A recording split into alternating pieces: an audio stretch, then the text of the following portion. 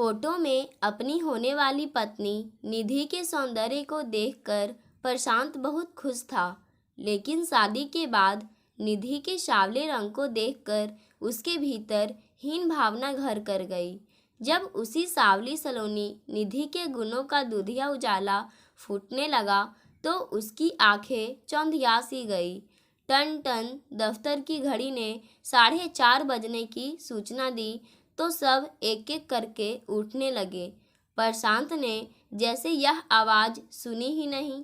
तभी चलना नहीं है क्या यार? दिनेश ने पीठ में एक धौल मारी तो वह चौंक गया। 5 बज गए क्या? कमाल है, दिनेश बोला। घर में नई ब्याही बीवी बैठी है और पति को यह भी पता नहीं कि 5 कब बज गए। अरे मियाँ, तुम्हारे तो आजकल वे दिन हैं जब लगता है घड़ी की सुइयां खिसक ही नहीं रही और कमबख्त 5 बजने को ही नहीं आ रहे। पर एक तुम हो कि। दिनेश के व्यंग्य से प्रशांत के सीने में एक चोट सी लगी। फिर वह स्वयं को संभाल कर बोला, मेरा कुछ काम अधूरा पड़ा है, उसे पूरा करना है। तुम चलो, मैं आता हूँ। प्रशांत की बात सुनकर दिनेश चल पड़ा। प्रशांत गहरी सांस लेकर कुर्सी से टिक गया और सोचने लगा, वह दिनेश को कैसे बताता कि नई नवेली बीवी है, तभी तो वह यहाँ बैठा है। उसके अंदर की उमंग जैसे मर सी गई है। पिताजी को भी ना जाने क्या सूझी कि उसके गले में ऐसी नकेल डाल दी जिसे ना वह उतार सकता है और ना खुश होकर पहन सकता है। वह तो विवाह करना ही नहीं चाहता था, अकेले रहने का आदी हो गया था। विवाह की इच्छा ही नहीं होती थी। उसने कई शौक पाले हुए थे। शास्त्रीय संगीत के महान गायकों के कैसेटों का अनुपम खजाना था उसके पास, जिन्हें सुनते सुनते वह ना जाने कहाँ खो जाता था। इसके अलावा अच्छा साहित्य पढ़ना, शहर में आयोजित सभी चित्रकला प्रदर्शनियाँ देखना, कवि सम्मेलनों आदि में भाग लेना उसके प्रिय शौक थे और इन सब में व्यस्त रहकर उसने विवाह के बारे में कभी सोचा भी नहीं था। ऐसे में पिताजी का पत्र आया था, प्रशांत, तुम्हारे लिए एक लड़की देखी है, अच्छे खानदान की है, प्रथम श्रेणी में एमए किया है, मेरे मित्र की बेटी है, फ़ोटो साथ भेज रहा हूँ। मैं तो उन्हें हाँ कर चुका हूँ, तुम्हारी स्वीकृति का इंतज़ार है। अनमना सा होकर उसने फ़ोटो उठाया और गौर से देखने लगा था। तीखे नैन नक्श की एक आकर्षक मुखाकृति थी, बड़ी बड़ी भावप्रवण आंखें जैसे उसके सारे वजूद पर छा गई थी और जाने किस रौ में उसने वापसी डाक से ही पिताजी को अपनी स्वीकृति भेज दी थी। पिताजी ने 1 माह बाद ही विवाह की तारीख नियत कर दी थी। उसके दोस्त दिनेश, सुनील आदि हैरान थे और उसे सलाह दे रहे थे कि सिर्फ फोटो देखकर ही वह विवाह को कैसे राजी हो गया। कम से कम एक बार लड़की से रूबरू तो हो लेता। पर जवाब में वह हंसकर बोला था, फोटो तो मैंने देख ही लिया है, अब पिताजी लंगड़ी लूली बहू तो चुनेंगे नहीं। पर आज पता चला कि कितना गलत सोचा था उसने उस समय। विवाह की प्रथम रात्रि को ही उसने निधि के चेहरे पर प्रथम दृष्टि डाली तो शून्य रह गया था।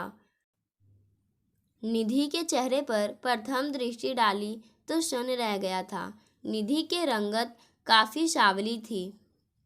फिर तो वे बड़ी बड़ी भावप्रवण आंखें जिनमें वह अक्सर कल्पना में डूबा रहता था, वे तीखे नैन नक्श जो धार की तरह सीधे उसके हृदय में उतर जाते थे, सब जैसे कपूर से उड़ गए थे और रह गया था निधि का सांवला रंग। निधि से तो उसने कुछ नहीं कहा, पर सुबह पिताजी से लड़ पड़ा था। पिताजी, ये कैसी लड़की देखी है आपने मेरे लिए? आप पर भरोसा करके मैंने बिना देखे ही विवाह के लिए हाँ कर दी थी, और आपने क्यों? क्या कमी है लड़की में? लंगड़ी लूली है क्या? पिताजी टेढ़ी नज़रों से उसे देख कर बोले थे।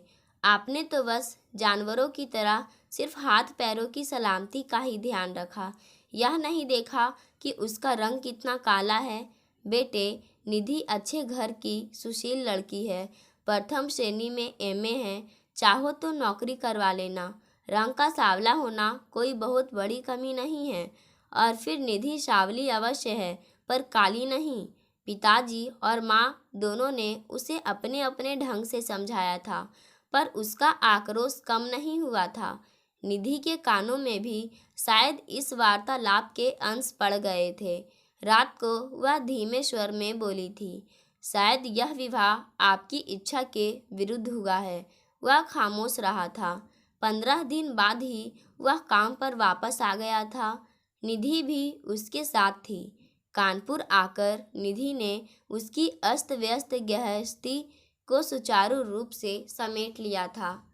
चपरासी रामनाथ का स्वर कान में पड़ा तो उसकी विचार तंद्रा टूटी। जब घड़ी में देखा तो 6 बज चुके थे। वह उठ खड़ा हुआ, पर घर जाने का जैसे कोई उत्साह नहीं था उसके अंदर। उसे आए 15 दिन हो गए हैं, अभी तक उसके दोस्तों ने निधि को नहीं देखा है। जब भी वे घर आने की बात करते हैं, वह कोई न कोई बहाना बनाकर टाल जाता है। आखिर वह करे भी क्या? दिनेश की बीवी मोनिका कितनी सुंदर है और आकर्षक भी, और सुनील की पत्नी कौन सी कम है। राजेश की पत्नी लीना भी कितनी गोरी और सुंदर है। निधि तो इन सब के सामने कुछ भी नहीं। उसके दोस्त तो पत्नियों को बगल में सजावटी वस्तु की तरह लिए घूमते हैं। एक वह है कि दिन के समय भी निधि को साथ लेकर बाहर नहीं निकलता। ना जाने कैसी हीन ग्रंथि पनप रही है उसके अंदर, कैसी बेमेल जोड़ी है उनकी। घर पहुंचा तो निधि ने बाहर कुर्सियां निकाली हुई थी। तुरंत ही वह चाय और पोहा बनाकर ले आई। वह खामोश चाय की चुस्कियां ले रहा था। निधि उसके मन का हाल काफी हद तक समझ रही थी। उसने छोटे से घर को अपने कुशल हाथों और कल्पना शक्ति से सजा रखा था, पर पति के मन की थाह वह नहीं ले पा सकी थी। छोटे से बगीचे से फूल पत्तियां तोड़कर वह रोज पुष्प सज्जा करती। कई बार तो प्रशांत भी सजे हुए सुंदर से घर को देखकर हैरान रह जाता। तारीफ के बोल उसके मुंह से निकलने को ही होते, पर वह उन्हें अंदर ही घुटक लेता। पाक कला में निपुण निधि रोज नए नए व्यंजन बनाती। उसकी तो भूख जैसी दोगुनी हो गई थी। नहाने जाता तो स्नान घर में कपड़े, तौलियाँ, साबुन सब करीने में सजे मिलते। यह सब देखकर मन ही मन निधि के प्रति प्यार और स्नेह के अंकुर से फूटने लगते, पर फिर उसी क्षण वही पुरानी कटुता उमड़ कर सामने आ जाती और वह सोचता, ये काम तो कोई नौकर भी कर सकता है। एक दिन वह दफ्तर से आकर बैठा ही था कि दिनेश, लोकेश, राजेश सजी धजी पत्नियों के साथ उसके घर आ धमके। दिनेश बोला, आज पकड़े गए जनाब। उन सबके चेहरे देखकर एक बार तो प्रशांत सन्न रह गया। क्या सोचेंगे ये सब निधि को देखकर? क्या यही रूप की रानी थी जिसे अब तक उसने छिपा कर रखा हुआ था? पर मन के भाव छिपाकर वह चेहरे पर मुस्कान ले आया और बोला, आओ आओ यार, धन्यवाद जो तुम सब इकट्ठे आए। आज तो खास तौर से भाभी जी से मिलने आए हैं, लोकेश बोला, और फिर सब बैठक में आ गए। सुघड़ता और कलात्मकता से सजी बैठक में आकर सभी नजरें घुमाकर सजावट देखने लगे। राजेश बोला, अरे वाह, तेरे घर का तो कायाकल्प हो गया यार। तभी अंदर से निधि मुस्कुराती हुई आई और सबको नमस्ते करके बोली, बैठिए, मैं आप लोगों के लिए चाय लाती हूँ। आप भी क्या सोचती होंगी कि आपके पति के कैसे दोस्त हैं जो अब तक मिलने भी नहीं आए, पर इसमें हमारा कसूर नहीं है। प्रशांत ही बहाने बना बनाकर हमें आने से रोकता रहा। निधि, तुम्हारी पुष्प सज्जा तो गजब की है, मोनिका प्रशंसात्मक स्वर में बोली। हमारे बगीचे में भी फूल है, पर मुझे सजाने का तरीका ही नहीं आता। तुम सिखा देना मुझे। इसमें सिखाने जैसी तो कोई बात ही नहीं। निधि संकुचित हो उठी और वह रसोई में चाय बनाने चली गई। कुछ ही देर में प्लेटों में गरमा गरम ब्रेड रोल और गुलाब जामुन ले आई। आप इंसान हैं या मशीन? लोकेश हंसते हुए बोला, कितनी जल्दी सब कुछ तैयार कर लिया। अब आप लोग गर्मा गर्म खाइए, मैं ब्रेड रोल तलती जा रही हूँ। घंटे बाद जब सब जाने लगे तो दिनेश प्रशांत को कोहनी मार कर बोला, वाकई यार, तूने बड़ी सुघड़ और अच्छी बीवी पाई है। प्रशांत समझ नहीं पाया दिनेश सच बोल रहा है या मजाक कर रहा है। जाते समय सब प्रशांत और निधि को आमंत्रित करने लगे तो प्रशांत बोला, दिन तय मत करो यार, जब फुर्सत होगी आ जाएंगे और फिर खाना खाकर ही आएंगे। फिर तो तुम्हें फीकी मूंग की दाल और रोटी ही मिलेगी। लोकेश हंसता हुआ बोला, हमारी पत्नी का तो लगभग रोज का ही यही घिसा पीटा मीनू है, और कहीं हमारे यहाँ खिचड़ी ही ना बनी हो। मोनिका जब भी थकी होती है खिचड़ी ही बनाती है, वैसे अक्सर यही थकी ही रहती है। दिनेश टेढ़ी नज़रों से मोनिका को देखकर बोला, जाहिल हो तुम। मोनिका का तीखा स्वर गूंजा, मैं तुम्हारी नौकरानी नहीं हूँ जो तुम्हारा बिखरा सामान ही सारा दिन सहेजती रहूं। सब चले गए तो निधि बिखरा घर सहेजने लगी और प्रशांत आराम कुर्सी पर पसर गया। उसने कनखियों से निधि को देखा। क्या सचमुच उसे सुघड़ और बहुत अच्छी पत्नी मिली है? क्या सचमुच उसके दोस्तों को उसके जीवन पर रश्क है? उसके मन में अंत दर्द सा चल रहा था। उसे निधि पर दया सी आई। 2 माह होने को है, उसने निधि को कहीं घुमाया भी नहीं है। कभी घूमने निकलते भी है तो रात को। आज प्रशांत ने दिनेश के यहाँ चलने की बात की तो निधि ने हैरानी से उसे देखा और फिर खामोशी से तैयार होने चल पड़ी। थोड़ी देर में ही वह तैयार होकर आ गई। जब वे दिनेश के घर पहुँचे तो अंदर से जोर जोर से आती आवाज़ से चौंक कर दरवाजे पर ही रुक गए। दिनेश चीख रहा था, यह घर है या नरक? मेरे जरूरी कागज तक तुम संभाल कर नहीं रख सकती? मुन्ने ने सब फाड़ दिए हैं। कैसी जाहिल औरत हो। कौन तुम्हें पढ़ी लिखी कहेगा? जाहिल हो तुम। मोनिका का तीखा स्वर गूंजा, मैं तुम्हारी नौकरानी नहीं हूँ जो तुम्हारा बिखरा सामान ही सारा दिन सहेजती रहूं। बाहर खड़े निधि और प्रशांत संकुचित से हो उठे। ऐसे हालात में वे कैसे अंदर जाए समझ नहीं पा रहे थे।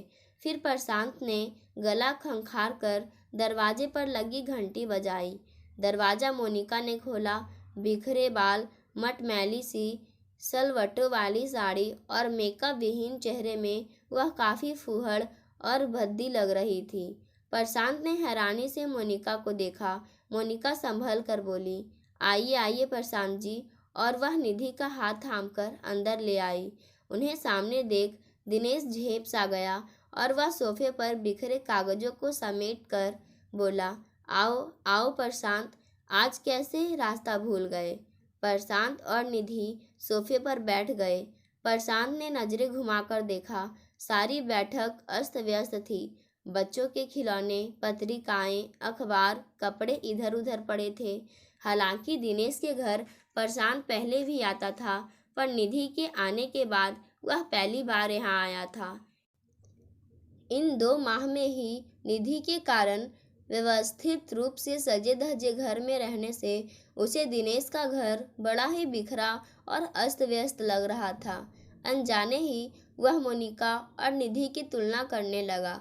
मोनिका दिनेश से किस तरह जबान लड़ा रही थी।